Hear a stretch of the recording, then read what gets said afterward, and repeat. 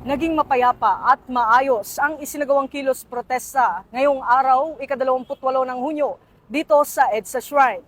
Gayunpaman, nananatiling nakaalerto ang mga tauhan ng Eastern Police District upang tiyakin ang seguridad at kaayusan hanggang sa tuluyang matapos ang aktibidad at makauwi ng ligtas ang lahat ng mga kalahok. Ayon kay Police Brigadier General Melesio Buslig Jr., District Director ng Eastern Police District, nag-deploy ang kanilang mga tanggapan ng kabuuang 1,087 PNP personnel upang magsagawa ng crowd management, traffic management at seguridad sa lugar.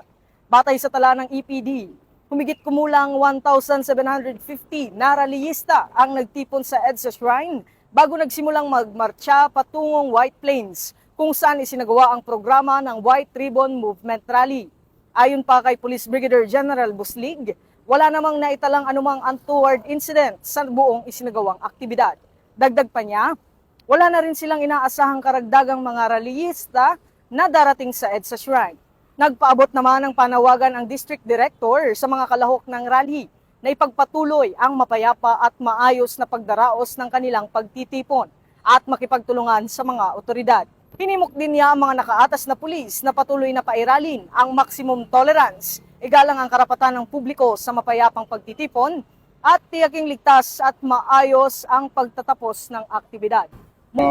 Sa Eastern Police District, meron tayong 1,087 at 31 na nakakoment natin from other agencies. As of now, walang untoward incident, wala tayong commotion whatsoever. Very smooth naman ang flow ng Rallyista sila. wala na tayong in-expect. So lahat na sila, yung 1,750 coming from all converging areas like EDSA Shrine, Connecticut, at Meralco Avenue is Meralco Gate is nandun na sa PPM.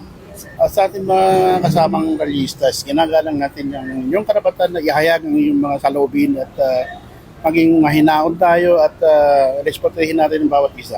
Sa ating mga kapulisan, lagi naman natin hinahabilin sa kanila yung maximum tolerance, rule of law at saka yung police operational procedure. Mula rito sa EDSA Shrine, ako ang inyong PNN correspondent, Patrolman Don Brosas, alagad ng batas, tagataguyod ng Balitang Pulis.